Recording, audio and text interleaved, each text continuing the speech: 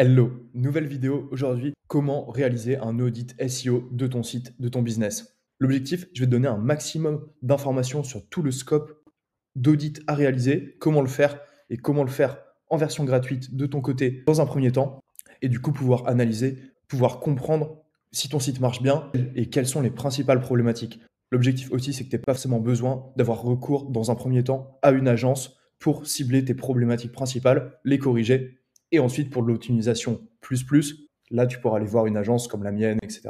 Si tu veux que des experts s'occupent aussi de comprendre, appréhender ton site, ton business et les problématiques. Suis bien toute la vidéo parce qu'à la fin, je vais même te donner un outil gratuit qui va te permettre de réaliser une grosse partie de ton audit et tu verras, ça va être vraiment quali. Mais avant ça, il faut que tu comprennes tous les différents aspects de l'audit, comment ça marche et comment tu peux le faire toi-même avec zéro ressource, zéro argent à dépenser. J'espère que tu es prêt, ça va être une vidéo très dense, mais avec full valeur ajoutée. Allez, c'est parti. Comme toujours, si tu aimes bien mes vidéos, pense à t'abonner et à cliquer sur la petite cloche pour ne pas rater les prochaines. Il y a toujours full valeur. L'objectif, c'est de vous partager toutes mes connaissances SEO et que vous puissiez les mettre en place de votre côté simplement et facilement. Donc, dans un premier temps, ce qu'il faut savoir, c'est que l'audit SEO, il va se reposer sur plusieurs piliers. D'ailleurs, les piliers qu'on utilisait sur les précédentes années, c'était principalement le pilier technique. Donc, est-ce qu'il y a des optimisations techniques sur le site? On va reprendre typiquement la vitesse du site, le responsive design, l'architecture du site, la sécurité, l'analyse de log, le crawl, etc. La partie très technique de comment les bots de Google comprennent le site, est-ce qu'il y a des problématiques là-dessus, des pages 404, etc. C'est tout un pilier. Ensuite, on avait forcément toujours le pilier contenu, avec la pertinence des mots-clés, la qualité et l'originalité du contenu, les structures de page, donc toute l'analyse plus on-page, l'optimisation des images, etc. Et ensuite, on avait le pilier backlinks, avec la qualité des liens entrants, la pertinence des sites sources, les textes d'ancrage sur lesquels sont les liens, etc., etc. Et donc, avec tous ces trois piliers différents, il y avait toujours un pilier concurrence, donc aller regarder pour chacun des points de chacun des piliers ce que fait la concurrence, est-ce qu'ils le font mieux, est-ce qu'ils le font moins bien, quelles sont les bonnes pratiques, et comment améliorer mon site par rapport à ce qui se fait aujourd'hui sur le web et ce qui marche sur le web. Ça, c'était les trois, entre guillemets, quatre piliers d'un audit SEO, principalement sur les dernières années. Mais du coup, depuis fin 2023, principalement, et là en 2024, c'est totalement le cas, on va ajouter le pilier d'expérience utilisateur. Donc, toute la partie UX liée au SEO et aussi toute la partie trafic. Parce qu'aujourd'hui, le web et notamment le référencement sur Google, c'est plus uniquement du contenu texte sur des pages HTML. Il ne faut plus du tout le penser comme ça. Aujourd'hui, le web, et Google le comprend aussi comme ça, c'est toute la liaison entre les différents canaux d'acquisition et donc le trafic qui arrive sur ton site. Je te donne un exemple concret. Google va savoir si tu as beaucoup de trafic qui provient de tes réseaux sociaux et qui reste longtemps sur ta page, donc le temps de passer sur la page, le cumul de ces deux facteurs indiquera à Google que tu es vraiment expert et que tu réponds très bien à la problématique, à l'intention de recherche de l'utilisateur et tu lui donnes du contenu à forte valeur ajoutée. Donc dans l'expérience utilisateur, on va voir le taux de clic, combien de personnes vont cliquer sur ton site dans Google, le temps passé sur la page, donc est-ce que la personne reste 1 minute, 5 minutes, 10 minutes, tout ça c'est des facteurs qui rentrent de plus en plus en ligne de compte. Et donc le taux de rebond, est-ce qu'une personne qui arrive sur ta page va quitter ton site directement parce qu'elle ne trouve pas les informations qu'elle recherche? Ou alors, à l'inverse, est-ce qu'elle va commencer à naviguer d'une page à l'autre parce que ton maillage interne est bien fait? Est-ce qu'elle va commencer à scroller sur tes pages pour aller trouver les informations qu'elle recherche? Est-ce qu'elle va interagir avec la page, cliquer sur la page, cliquer sur les liens, utiliser les widgets que tu as mis, etc., etc. Tout ça, toute la partie engagement de l'utilisateur, c'est de plus en plus important et ça rentre dans les facteurs de classement principaux de l'algorithme de Google aujourd'hui pour classer ton site sur les mots-clés et donc améliorer le référencement de ton site. Donc typiquement, pour réaliser l'audit de ton site, j'aime bien toujours commencer par la partie technique, ensuite la partie mots-clés et ensuite la partie autorité parce que c'est toujours comme ça que se réfléchit un site web. Dans un premier temps, il faut avoir un socle technique de qualité qui permette au site d'être accessible rapidement, etc. Et donc, une fois qu'on va ajouter du contenu sur le site, donc le deuxième point, on va commencer à se référencer sur des mots-clés, avoir des mots-clés positionnés sur Google, etc. Et dans un troisième temps, il y a toute la partie autorité qui va arriver. On va donner de la crédibilité au contenu qu'on a déjà créé et donc améliorer le positionnement de ces fameux mots-clés sur lesquels on est déjà, mais on va les faire passer de la page 2 ou 3 à la page 1. Ça va être ça l'objectif. Et donc toute la partie plus engagement utilisateur, UX, etc., ça va aller dans la partie on-page, donc la partie des mots-clés pour répondre à l'intention de recherche et ce sera une grande sous-partie incorporée dedans. En tout cas, c'est comme ça que moi je travaille à chaque fois que je fais un audit SEO. Et pour commencer l'audit SEO de ton site, tu vas pouvoir utiliser SEMrush. SEMrush, tu verras, je vais mettre un lien dans la description de la vidéo. C'est un lien affilié qui te permet d'avoir 7 jours d'abonnement gratuit. Et en fait, en 7 jours, tu as largement le temps de faire ton audit préalable et du coup, de ne pas avoir besoin de payer. Là, typiquement, on va tester un audit sur itinéraire de course Paris. Donc, imaginons que ton site, ce soit Komoot. On va prendre l'URL et on va la mettre directement dans SEMrush. Donc, ce qui est intéressant pour un audit, c'est toujours de faire un audit au niveau du root domaine, donc du domaine qui comprend toutes les pages. Mais après, tu peux faire des audits beaucoup plus spécifiques sur une page par rapport à une autre page d'un concurrent, etc. Mais dans un premier temps, on va se concentrer sur le root domaine. Et là, on va voir des informations intéressantes. Donc, toute la partie authority score, le trafic approximativement généré. Il faut savoir que SEMrush donne des approximations basées sur le search volume des mots-clés. Donc, ce sera jamais égal à ce que tu as vraiment dans ta Search Console, mais c'est toujours intéressant. Donc, on voit bien quand même la courbe des mots-clés positionnés qui est juste ici. Donc, avec les différents types de mots-clés, ceux qu'on a dans le top 3, dans le top 4, dans le top 10, etc., etc. Donc, on voit une hausse, c'est assez cool. Et on voit bien que la hausse des mots-clés positionnés dans le top 3 et jusque dans le top 20 correspond bien à cette hausse de trafic aussi. Ok, donc pour la partie trafic, c'est déjà un bon scope pour comprendre un petit peu comment est le site, est-ce qui marche bien, etc. Ensuite, comme on a dit qu'on allait commencer par tout l'audit technique, on va utiliser quelques petites extensions, notamment Meta SEO Inspector, qui permet de voir et d'appréhender beaucoup plus facilement et visuellement le code de la page. Il manque des petites informations, OJ-type, OJ-URL, etc. C'est pas très important, mais ça reste des choses à faire. Ok, il n'y a pas de titre H1, donc toute la partie structure va être à revoir aussi. On passe directement à des H3 alors qu'il n'y a pas de H2 avant, etc. Donc à revoir de ce côté-là. Et ok, les liens sans texte, c'est pas très grave. Ensuite, on va pouvoir utiliser Wapalizer.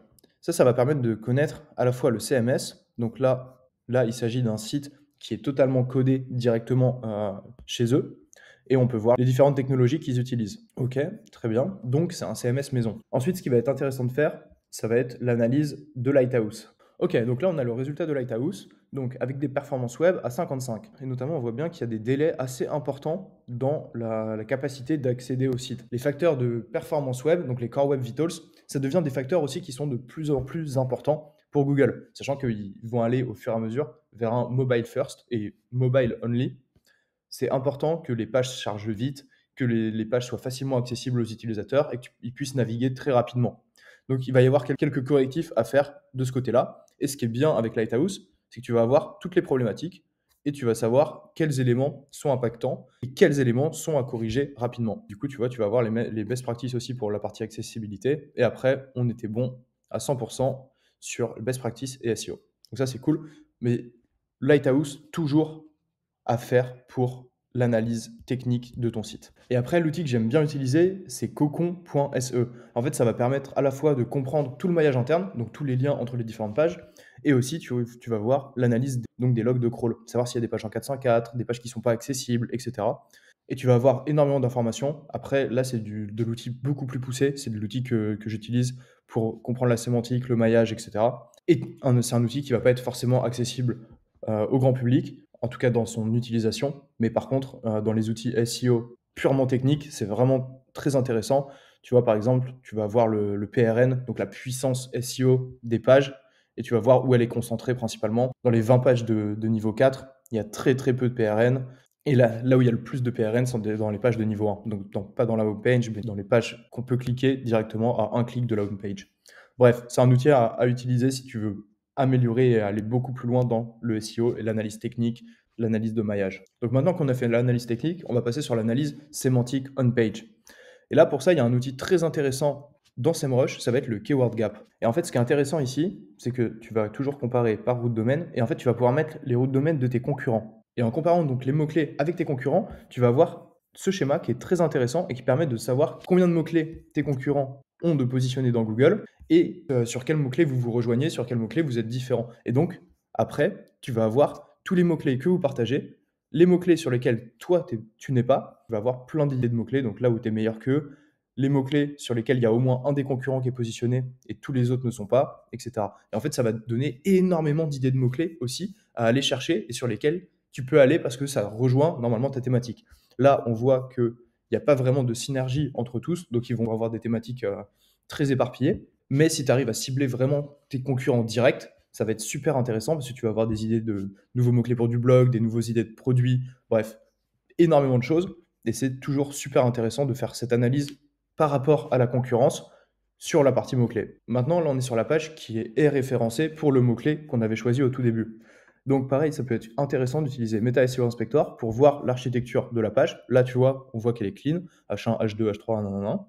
Et on va aller voir quel est le contenu de la page au fur et à mesure. Donc dans la requête que j'avais cherchée, itinéraire de course à Paris, quand tu recherches ça, c'est informationnel et tu attends plusieurs types de contenus. Typiquement, moi j'attends des maps, des itinéraires déjà faits, comme celui-ci, avec de la photo, pas mal d'informations, genre le nombre de kilomètres, la distance, le dénivelé, etc. Donc en fait, on voit bien que cette page, elle est référencée dans le top parce que elle répond très bien à l'intention utilisateur, à ce que je recherchais.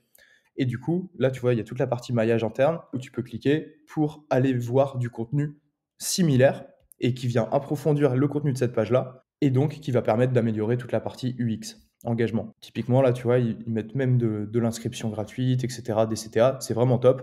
Ce qui pourrait peut-être me manquer, ce serait soit de la vidéo pour voir un petit peu l'itinéraire, etc. Soit ce serait pouvoir filtrer par type de kilomètre, genre ajouter quelques options de clic qui permettent d'affiner et par exemple me dire, ok, bah, je recherche dans le 10e arrondissement les courses à Paris. Mais en tout cas, le contenu est déjà vraiment top sur cette page-là. Et encore une fois, la meilleure façon de savoir quel est le contenu qu'on attend sur une page, c'est d'aller voir les 2-3 premiers résultats quand tu tapes le mot-clé dans Google. Pour toute l'optimisation vraiment on-page, autour des mots-clés, etc., je t'invite à aller voir mes dernières vidéos sur ma chaîne YouTube qui t'expliquent exactement ce qu'on attend pour créer un contenu qui rank dans le top 3 sur Google. Donc maintenant qu'on a toute une liste de mots-clés, et après tu peux toujours aller chercher ton mot-clé directement dans SEMrush et aller trouver plein d'autres idées de mots-clés. Et un autre point important sur la partie on-page, ça va être toute l'analyse des données structurées. Pour ça, tu peux aller sur validator.schema.org et mettre l'URL de la page. Et en fait, tu vas avoir les différentes données structurées qu'on envoie. Les données structurées, c'est des bouts de code qui permettent à Google de mieux comprendre le contenu qu'on lui envoie sur la page, de quoi il s'agit. Typiquement, là, pour cette page, donc avec la page des itinéraires, etc., ça pourrait être intéressant de regarder si dans les données structurées que Google comprend, il n'y a pas des données structurées par rapport à des itinéraires ou des maps, par exemple. Parce qu'en fait, ça permettrait de sortir dans Google Maps ou par exemple des extraits d'avis. En mettant des extraits d'avis, on pourra voir les étoiles qui remontent sur Google en dessous du résultat itinéraire Paris, etc. Et si tu as 5 étoiles, bah forcément les gens cliquent plus aussi. Donc il y a des possibilités d'aller à améliorer et parfois de fake entre guillemets, même si ce sont des faux avis ou ce genre de choses. Technique à pas forcément utiliser, ça dépend de la légitimité que tu veux garder pour ta boîte. Pour des pages produits par exemple, c'est intéressant d'avoir des données structurées produits et avec le prix, la quantité par exemple, les étoiles, tes avis produits, etc., etc. C'est des informations qui vont ressortir sur Google et une fois qu'elles ressortent sur Google, ça augmente aussi ton CTR au fur et à mesure, donc le référencement. Bref, tout est lié. On va pouvoir aller analyser le trafic du domaine. Et là, c'est intéressant d'avoir les différentes sources de trafic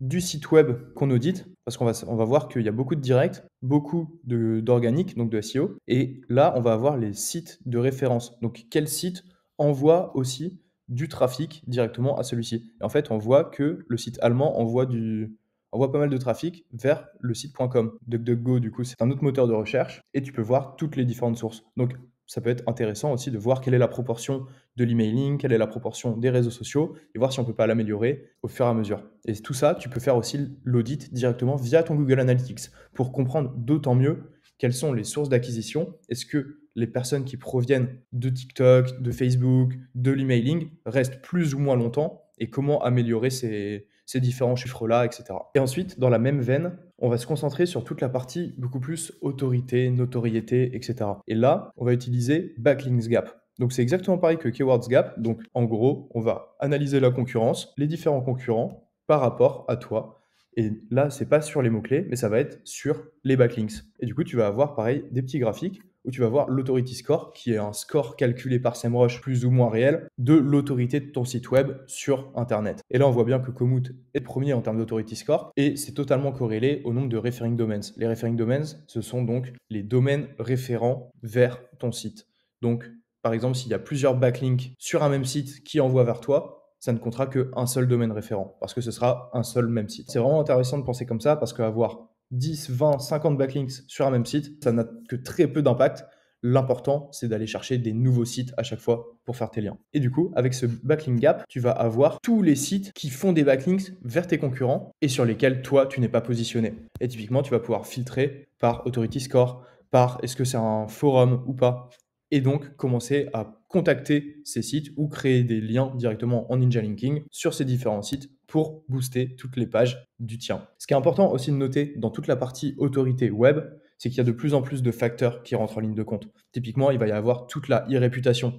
Est-ce que tes avis sur Trustpilot et Google, par exemple, sont bons? Est-ce que tu réponds à tous les avis? Est-ce que tu réponds à tous les avis sur les plateformes d'applications comme App Store ou le Play Store Google? Tout ça, c'est aussi l'e-réputation et ça fait partie intégrante de ton expertise en tant qu'entreprise sur le web avec ton site web. Pareil, toutes les personnes qui vont rédiger des pages sur ton site, pour que les pages et le contenu soient honnêtement mieux compris et appréhendé par Google, c'est important d'avoir une expertise autour de la personne qui écrit. Ça passe notamment par une page auteur, avec un compte LinkedIn lié, etc. Prouver que c'est un humain avec une expertise sur le sujet qui écrit et qui parle du fameux sujet, de ta thématique. Et de la même façon, l'autorité sur le web, ça va passer aussi par l'Open Graph. L'Open Graph, qu'est-ce que c'est? C'est toute cette partie-là sur la droite.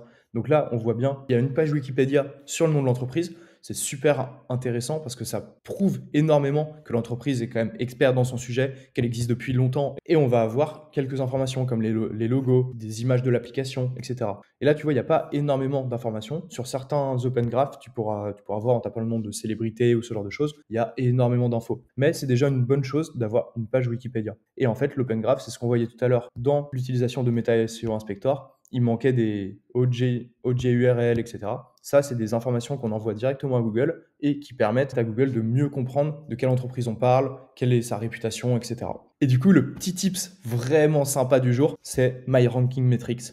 En fait, sur ce site, en t'inscrivant, donc en mettant ton email, tu peux faire un audit SEO de ton site gratuitement. Et ça, c'est quand même assez fou parce que l'audit est vraiment très quali. Et du coup, dans un premier temps, au lieu d'aller voir une agence, tu peux commencer par là et tu as tous les axes d'optimisation au fur et à mesure. Je te montre. Donc là, j'ai fait l'audit d'un site random. On voit que le score technique SEO est à 94, ce qui est pas mal, mais performance très faible. Et en fait, au fur et à mesure de la page, tu vas voir l'explication de toutes les problématiques liées à l'audit. Donc tu vois, nombre de pages avec le nombre de clics estimés et quality risk. Et ensuite, tu vas même avoir l'explication de qu'est-ce que c'est le quality risk, qu'est-ce que c'est les pages zombies, etc., etc. Et tu vois, là, apparemment, il y a plein de pages zombies. Des pages zombies, c'est des pages qui ne reçoivent pas de lien, donc en fait, qui ne peuvent pas être découvertes par Google. Et ça, c'est quand même problématique parce que ça veut dire que ton indexation de la page sur Google et le partage de jus SEO dans ton site est très faible et n'est pas du tout optimal. Tu vois, typiquement, page faiblement active et il y a des pages qui sont inactives, qui ne peuvent pas être découvertes par Google et donc qui ne sont pas indexés sur Google. C'est quand même assez embêtant. Ensuite, on va avoir la fameuse analyse de log, donc toute la partie plus technique. Est-ce que les pages sont indexables? Est-ce qu'il y a des pages en 404, etc. Ensuite, tu vas avoir un audit avec un scope qui est assez intéressant pour connaître les problématiques principales du site. Et là, tu vois, typiquement sur ce site-là, le maillage interne, c'est la principale problématique. Tout le reste est plutôt bon, un score plutôt bon, mais le maillage, c'est problématique. Et du coup, en améliorant toute la partie maillage, on peut commencer à avoir du résultat optimal très rapidement. Ensuite, tu vois, tu as encore tout l'audit technique, code HTTP, format HTML, etc. Bref, tu vas avoir pas mal d'infos. Tu as même des vidéos pour mieux comprendre comment faire et comment corriger. Bref, le contenu de cet audit est vraiment très quali. Et encore une fois, c'est 100% gratuit. Donc, je t'invite à utiliser avant même d'avoir recours à une agence. C'est vraiment top et tu vas avoir ça pour plein d'informations différentes. Typiquement, là, on va avoir les backlinks. La seule problématique de cet audit, ça va être simplement toute la partie beaucoup plus autour du contenu, de l'éditorial et des mots-clés. Mais ça, tu peux le faire très facilement avec SEMrush, avec ce que je t'ai partagé sur le Keyword Gap. Et en cumulant les deux, en fait, tu peux déjà définir une stratégie pour améliorer ton SEO, optimiser énormément de choses et en fait commencer à avoir des résultats nettement meilleurs juste avec l'existant de ton site actuel. Et ça, c'est une très très bonne nouvelle pour toi parce que tout est gratuit, encore une fois. J'espère que cette vidéo sur comment faire un audit SEO t'a plu. L'objectif, c'était vraiment de te donner un maximum tout en faisant en sorte que l'audit soit 100% gratuit pour toi. Dans une autre vidéo, je reviendrai plus sur tous les différents détails. Typiquement, là, j'ai pas abordé toute la partie Google Search Console, qui est aussi l'outil le plus intéressant pour réaliser ton audit. J'ai préféré le baser sur SEMrush et donc sur l'analyse de la concurrence. Mais pense bien à utiliser ta Search Console pour comprendre ton site, comment Google le comprend. D'ailleurs, j'ai fait une autre vidéo dessus sur toutes les problématiques que tu peux retrouver directement dans ta Search Console pour compléter cet audit. Et surtout, si tu as kiffé, pense à t'abonner, à mettre la petite cloche. On se retrouve la semaine prochaine. Allez, ciao.